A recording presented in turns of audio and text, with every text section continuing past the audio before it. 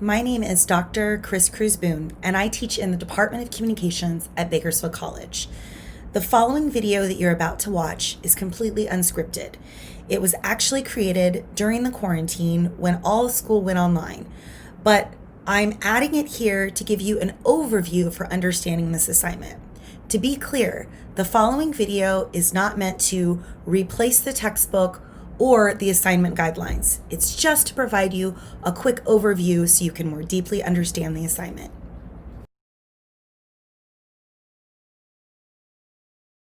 The topic of this speech is the coronavirus. More specifically, what lessons you have learned. So in pink is the topic of this speech. There's a box. It's a shelter-in-place lesson speech, aka your coronavirus time capsule. Now, whether you like it or not, you are all part of history. And job interviews, your grandchildren, your admission essays, scholarship essays, everything you do from now on, every employer is going to ask you, like, what did you learn from the COVID-19 crisis? What did you experience during the COVID-19 crisis? How did it shape you as a person? And so those are some of the questions that I'm trying to get at, because you don't have to wait until after the crisis is over to reflect. Right now, in this moment, you can start thinking about how has it affected me? So I'm going to jump down to the bottom to some of the guidelines for this speech that are all the way at the bottom with the blue square. So this is a 3 to 5 minute speech. Just 3 to 5 minutes. I'm not going to let you talk longer than 6 minutes. I mean, we'll see. If there's only 15 of you left in the class, maybe I could let people talk a little bit longer. But you only need 3 to 5 minutes to meet your time requirement for the semester. An outline is not required. However, I have noticed that a lot of you are leaning pretty heavily into scripts. I would discourage that. I mean, I think you're talking about your own life. I think outlining is great because you organize your thoughts before you tell them. So I wouldn't show up on final day and be like, I'm just going to make things up. Like, I got this. I like to talk. I'm just going to make crap up. Like, I wouldn't do that. But I think it's okay not to write a full outline and a full script. So, for you, it's really about what is working for you and what isn't. So I need you to really take a moment and say, you know what, I do need a script and I need to practice and I need several people to listen to me. Because remember, in order to be effective at a speech, you want to practice it at least 5 times. That's minimum, like the bare minimum. And it's only a 3-minute speech. So, when you're trying to figure out what lesson you learned and when you're trying to, work through it, it's good for you to verbalize. And practicing is a good idea. But you don't have to write an outline. You definitely don't have to turn one into me. I would like to see your faces. Now, Leslie already pointed out a problem this morning. I can see her face on a phone, but it does slow things down a little bit. In fact, it's terrible, but it's kind of nice that there's only 10 people in class because it's making the bandwidth work better, right? We're not using as much Wi-Fi because there are less people logged into the class, which is convenient for all of us. So I prefer to see your faces while you speak.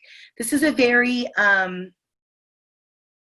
humbling, true topic, and it gives me some insight into what you've been experiencing, the last few months since we've been apart. And I want to know those things.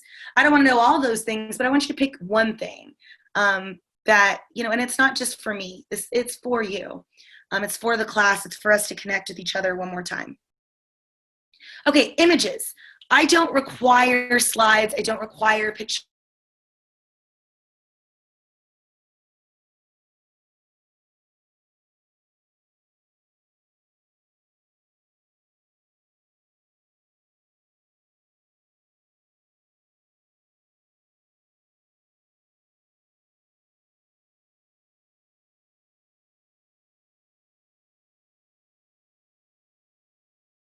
I'm sorry.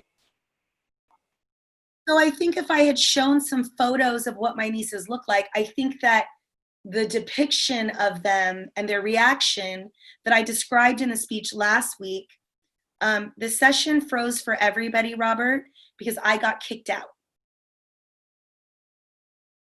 So everybody's session froze for a second because I got kicked out of the session. But I just picked up right where I left off. It only took me out of the session for 30 seconds. So I'm back. I'm getting kind of used to getting kicked out. just continuing to go. Oops. All right, so we were down here in the bottom talking about the guidelines for this speech. And again, you don't have to have a slideshow. You don't have to show a photo, but I think it could really add to the drama and the human connection piece of your speech. So I'm not going to require it, but I'm going to encourage it. I would like to either record the session or stream it live to YouTube. The nice thing about recording it is while you're giving your speech, if you feel really highly anxious about being recorded, and this is true in any of your classes, you have the ability to press the pause button on the recording. You don't have to submit to recordings at the will of the instructor. Now, I think recording our sessions protects you and protects me. But even though it protects both of us and allows you to go back and see what happened during your session, if it's adding a level of duress for you, I want you to feel empowered to not be recorded. Okay, so I talked about some of the guidelines for the speech, but I want to talk about the actual content of the speech. So there are, just like every speech you've given, there are 3 major sections to the actual speech: the intro, the body, and the conclusion. Normally we would add transitions and, well, I mean, I guess there's 4 because there's intro, body, transitions, conclusion. Those 4 exist. But for this one, you will not have a bibliography. So you still have intro, body, transitions, conclusion, but you don't have a bibliography because this is a speech about your life, so you shouldn't really need a bibliography in order to do that. So let's talk about the introduction. Now, first and foremost, you should see a yellow box appearing on your screen. In that yellow box, I say you have to have an introduction. And that requires you to have both an attention getter and then to tell us your thesis. So your thesis is very specifically going to be, what is the lesson that you learned? So for me, the lesson that I learned was, remember last week, the lesson that I learned is that my family is, my immediate family is bigger than the 4 people who live in my house. So my immediate family is bigger than the 4 people who live in my house. Okay, now I think that developing a lesson is going to be challenging because you have to think about all these different things you've experienced and pluck out what is the one thing that stood out the most to me.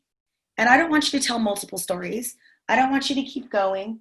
I want you to choose one thing in one story and make sure that you can, put that into one concrete sentence.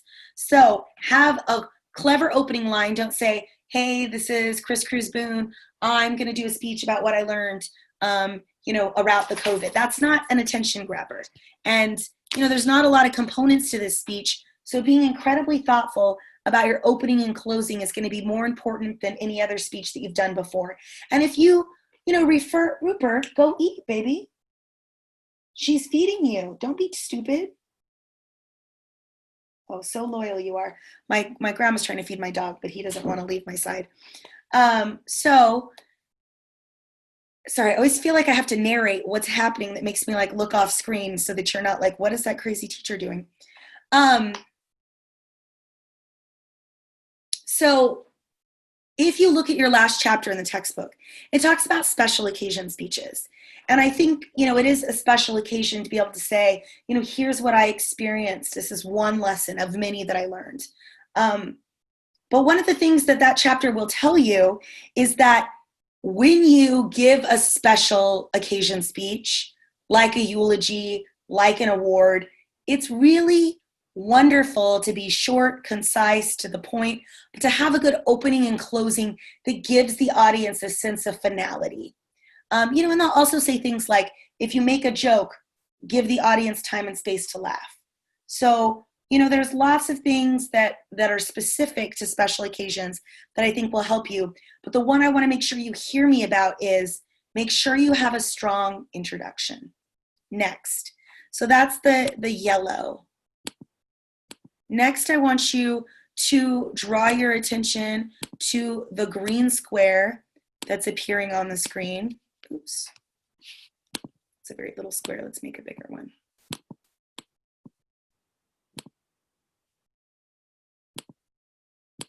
So,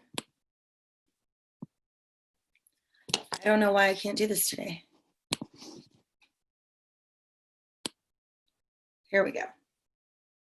So there's an orange square that's talking about the body of your speech. Now, the body is comprised of one detailed story, and this story should be at least 2 minutes long.